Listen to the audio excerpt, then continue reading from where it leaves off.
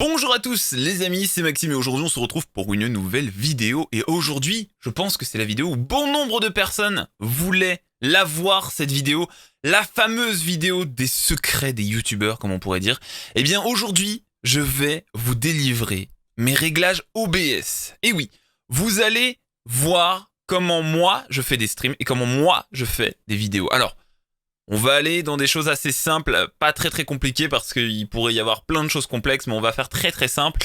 Nous avons déjà évidemment la fenêtre OBS sur laquelle je vous coupe le retour d'écran pour pas que vous ayez 3 milliards de retours d'écran en même temps. Mais comme vous pouvez le voir déjà, mes scènes sont très basiques. J'ai ma caméra, mon jeu, un écran de pause, un écran de fin, un écran de début pardon, un écran de fin, un écran de pause et une caméra qui bouge ou au moment de mettre Call of parce que Call of il faut que je bouge la caméra sinon je masque quelques infos. Jusque là bon voilà, rien de très compliqué, il y a du capture d'écran pour juste afficher le jeu, un navigateur pour les alertes et un dossier dans lequel contient voilà, je pourrais vous l'activer mais on voit pas grand chose. Il y a juste une image avec le loup, une image pour le fond qu'on voit pas trop qui fait juste une ombre et évidemment la capture vidéo GH5. Jusque là, on est sur des choses très classiques. Je vais aller maintenant dans les paramètres audio. Alors oui, je fais totalement tout dans le désordre, c'est totalement voulu, je vous laisse le meilleur pour la fin. Côté audio, alors c'est un peu le bordel parce que j'ai plusieurs entrées, plusieurs réglages. J'ai donc mon micro-voix, j'ai mon navigateur, j'ai mon PC, j'ai mon stream et j'ai les vocaux. Mon vocal. Et en fait, après, tout est séparé sur différentes pistes pour les records, notamment. Le micro est sur la piste 2, le navigateur est sur la piste 1, le PC est sur la piste 4 et 6, et le stream est sur la piste 1, et le vocal est sur la piste 3. La piste 6 ne sert à rien, il me semble. Mais voilà, c'est pour vous montrer que ça reste assez simple, c'est assez classico. Voilà, et puis après, évidemment, on peut activer toutes les pistes, et là, vous pouvez voir qu'il y en a pas mal. Voilà, bon, c'est un peu le bordel. On a des trucs sur la piste 3, on a des trucs sur... Voilà. Ça, c'est tout simplement pour avoir plusieurs fichiers vidéo, mais ça, je vais vous montrer... plusieurs audios dans un fichier vidéo, ça, je vais vous montrer juste après. Donc, quand je vais dans les paramètres... Alors, moi, qu'est-ce que j'ai de mis dans mes réglages OBS? Alors, moi, déjà, j'ai le thème en noir, donc c'est le thème ACRI. Et je vérifie, évidemment, toutes les mises à jour OBS qui peuvent sortir lorsque je lance le logiciel, c'est toujours mieux. Après, bon voilà, je vous laisserai peut-être faire pause si vous le souhaitez. Mais personnellement, je n'ai pas activé d'options bien spécifiques. Après, c'est à vous de voir qu'est-ce qui vous intéresse, évidemment. Alors, pour le stream, eh bien, c'est très simple. Hein, j'entre ma clé YouTube ou Twitch, le serveur, ma clé, évidemment, que je ne vous montrerai pas, mais elle est juste ici. Pour la sortie, alors on est sur des débits YouTube puisqu'en ce moment je stream sur YouTube. Comme vous pouvez le voir, je stream avec le mode de sortie avancé puisque le mode normal ne me suffit pas. Tout simplement parce que je vais utiliser l'encodeur et que je vais le paramétrer. C'est le NVIDIA NVENC H264, le New. C'est tout simplement le codec, le fameux CUDA. Qu'on utilise sur les cartes graphiques Nvidia. D'ailleurs, j'en avais fait un tutoriel comment encoder avec sa carte graphique qui est dans la description. Il est un peu daté, je vous l'accorde, il faudrait peut-être que je le retourne, mais le principe reste le même. On utilise tout simplement au lieu du processeur la carte graphique, la puce, le processeur graphique et non la carte graphique directement, ce qui fait qu'on peut quand même jouer et on a des performances qui restent très stables. Et on ne sollicite beaucoup moins le processeur et le processeur du coup on peut le laisser à d'autres tâches et notamment quand on est sur Warzone et ça me permet de faire un bon jeu, d'avoir un bon jeu et en même temps d'avoir un bon stream plus ou moins parce que vous allez voir il y a des réglages qui vont un peu tout casser. De mon côté pour le contrôle du débit je suis en CBR et j'envoie 50 000 kilobits par seconde tout simplement parce que je suis fibré à 100 mégabits et que je veux un 1080p 60 de très bonne qualité, donc j'envoie du 50 000 mégabits. Voilà, les jaloux qui n'ont pas la fibre, je vous vois venir. L'intervalle d'image clé, c'est tout simplement une référence. Ça, c'est YouTube et Twitch qui nous le demandent. Il est toujours à 2. Je vous le déconseille de le mettre en automatique parce que ça peut créer des latences sur votre stream. Et surtout, ça peut faire en sorte que les gens vont recharger votre vidéo parce qu'ils n'ont pas assez de connexion pour justement la faire charger. Donc c'est toujours mieux d'avoir 2 images clés au minimum. Je crois qu'après il y en a qui peuvent aller à 4 ou beaucoup plus. Il me semble qu'on peut aller sur beaucoup plus que 4, voilà. On peut aller sur 10. Donc moi je je reste sur ce que nous a dit YouTube et Twitch, c'est 2. Le pré-réglage, évidemment, je veux un stream de très bonne qualité, donc je me mets sur la qualité maximale avec un profil high. Alors ça, je vous avouerai que c'est des réglages que tout le monde parle, on ne sait pas vraiment à quoi ça fait référence techniquement, mais ça nous permet d'avoir une bonne qualité, donc je le laisse cocher également. Le prédiction avec le look ahead, on a une petite description qui nous dit normalement quand on passe la souris dessus, mais là ça veut pas le faire, à quoi ça correspond. Mais en gros, c'est des améliorations, voilà, c'est des améliorations visuelles, mais évidemment, ça va bouffer sur la carte graphique. Bon, moi, j'ai une RTX 2070 Super. J'ai pas besoin de me dire, ouh là là, la carte graphique, elle va lui faire mal. Non, je m'en fous. Moi, je veux une belle qualité visuelle, donc j'active ces options. Pareil pour les psychovisuels, donc c'est des qualités de percevoir l'image et comment les streams vont s'afficher sur vos écrans. Donc l'amélioration, c'est toujours bien de la cocher. GPU, c'est tout simplement quand on a plusieurs cartes graphiques. Moi, j'en ai qu'une, donc c'est la principale, c'est la 0. Et le nombre maximal de frame, alors en soi, il est sur 2, mais comme il y a le truc de cocher, il n'est pas vraiment actif. Donc ça, on s'en fout. Pour l'enregistrement de cette vidéo, par exemple, comme vous pouvez le voir, mes réglages OBS, j'enregistre uniquement... Alors, c'est vrai que c'est pas dit, c'est même pas dit ici. Ah si, c'est là. Dans le stream, c'est vrai que je vous ai pas dit, mais j'utilise uniquement quand je stream la piste 1. Notamment à ce que vous venez de voir précédemment, je n'utilise que la piste 1, qui est la sortie stream.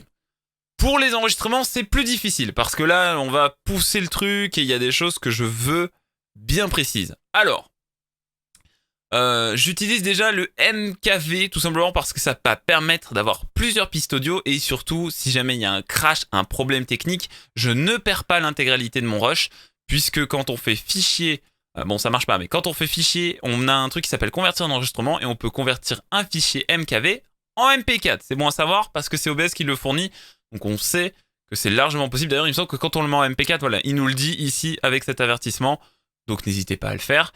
Pour les pistes audio, là c'est différent puisque je ne veux pas utiliser le 1, ni le 5, ni la 6.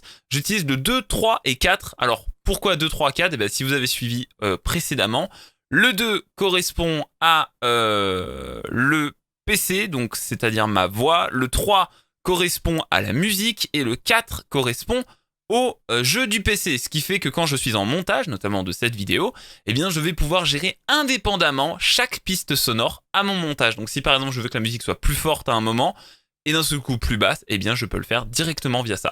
C'est notamment comme ça que vous avez pu avoir le micro dans la vidéo GoXLR qui reste activé puisque ce n'était pas la même piste que j'avais coupée.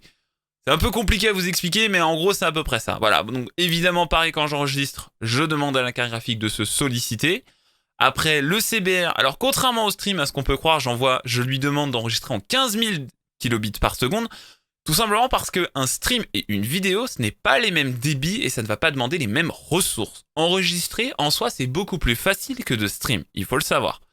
D'un autre côté, quand on enregistre, on n'a pas besoin d'avoir des qualités de malade, parce que moi, généralement, quand j'enregistre mon écran, c'est pas des grosses vidéos, c'est pas des gros trucs, et ça va pas être des choses où j'ai besoin d'avoir du 50 000 kilobits par seconde à envoyer. 15 000, c'est largement bon pour du 1080p 60. J'ai pas besoin de plus que ça. En plus, je suis pas en HDR, je suis pas sur des images de malade. Après, si vraiment je voulais pousser le truc, j'irais jusqu'à 50 000. Mais là, 15 000, ça me suffit largement. Pareil, le nombre d'images clés est à 2 images clés, puisque c'est YouTube et Twitch qui nous le recommandent. Donc pour l'enregistrement, je fais pareil. Pré-réglage profil, on fait la même chose. Mais contrairement au stream, eh bien, je n'active pas les prédictions et les améliorations psychovisuelles. Tout simplement parce que je trouve que ça ne sert à rien pour quand on fait un enregistrement. Donc c'est désactivé et du coup le nombre maximal de bitframes reste à 2. Pour l'audio, comme je vous avais expliqué, j'en ai une panoplie. Donc moi j'utilise la fréquence de 48 kHz en stéréo évidemment. C'est vrai que maintenant on peut faire du 7.1, du 5.1. Il faudrait que j'essaye savoir l'audio si c'est mieux ou pas. À voir. Peut-être que je ferai des prochaines vidéos en 7.1 pour voir si ça change vraiment, mais j'en doute, honnêtement. L'audio du bureau, donc c'est l'audio principal, c'est le chat. Alors, le chat, c'est quoi ? Eh bien, c'est tout simplement les vocaux, donc Discord, TeamSpeak, Skype, voilà. Tout arrive là-dedans. Audio du bureau 2, c'est système, donc c'est les jeux PC. Minecraft, Warzone, Fall Guys, les jeux que je vous ai enregistrés précédemment, notamment Music Killer, Roman ou des trucs comme ça. Ça passe dans cette piste-là. Ensuite, le Broadcast Stream Mix, donc c'est l'entrée principale, c'est le micro. Et bien, c'est tout ce que fait Mago XLR. C'est tout ce qui est mélangé. Donc, mon micro, mon chat, ma musique, le jeu, les samples, les animations, tout rentre là-dedans. Et c'est ce que vous avez, vous, quand je fais un stream, c'est ce que vous avez, vous. Vous avez le Broadcast Stream Mix. Donc, vous n'avez uniquement cette partie-là. Vous n'avez pas les autres entrées.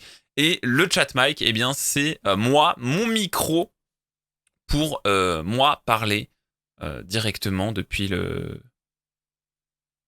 depuis le micro, et il n'y a pas toute la truc de panoplie de musique, de Discord, de trucs, voilà. C'est juste mon micro, et ça permet d'enregistrer du coup mon micro. J'ai fait une petite erreur, je n'enregistre pas la musique, c'est volontaire. Je n'enregistre que le micro, le jeu et le Discord. C'est ça que j'avais oublié, c'est que c'est pas la musique que j'enregistre, mais le Discord. Et quand je veux faire du monitoring, donc dans Avancé, bien j'utilise la version Samp. Les samples, ça permet de mettre ça sur le côté, évidemment. Après, tout ce paramètre, tout s'amuse. Si vous avez VoiceMeter et des canaux virtuels, et ben là-dedans, vous pouvez vous éclater et faire différentes entrées, différentes sorties, mettre des trucs à gauche, des trucs à droite, voilà.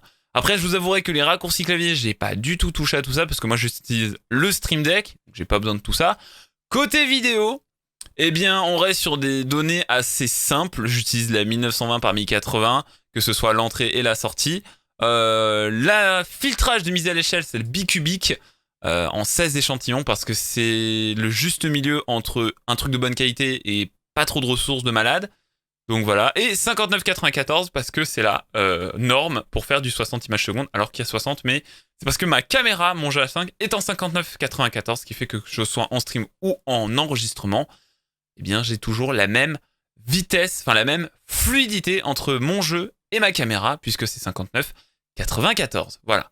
Raccourci clavier, comme je viens de vous le dire, j'utilise le Stream Deck, donc moi je ne l'utilise pas, j'en ai pas besoin. Et Avancé, là on est sur quelque chose de beaucoup plus technique, et j'ai appris ça récemment avec les écoles de montage. Le processus, évidemment, pour éviter que OBS plante si d'un seul coup il y a un jeu qui lui demande trop de performance, je lui dis qu'il est supérieur à la normale, ça veut dire qu'il est vraiment en priorité sur les ressources, donc c'est lui qui va pouvoir pomper le plus. Je vous conseillerais même de mettre haute, comme ça on est tranquille, je vais le faire devant vous. Le rendu, bon bah direct 3D 11, on n'a pas le choix, on est obligé de le mettre. Le format de couleur, c'est quelque chose que je ne connais pas encore bien correctement. Je suis en train de voir justement en école comment ça se passe. De base, c'est NV12, donc je laisse en NV12. Après, j'imagine que 600 RGB, il y a peut-être moyen que ce soit de meilleure qualité. Quoique, j'en ai aucune idée.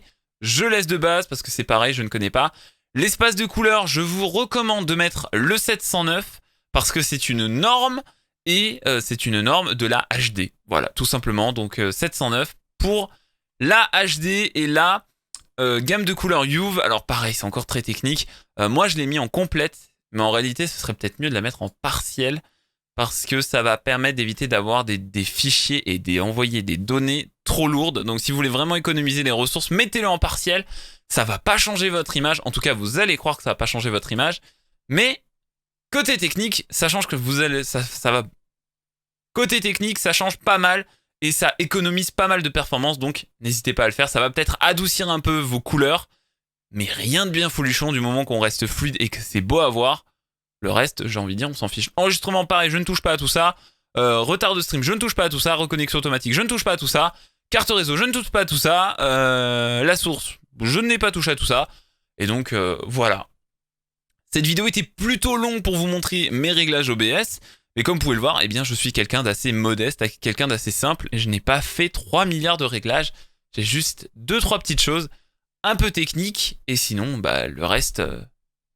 c'est à vous et en fonction de votre PC à régler. J'espère que cette vidéo vous aura plu. Si vous avez des questions ou des informations, bien n'hésitez pas. Les commentaires sont faits pour ça.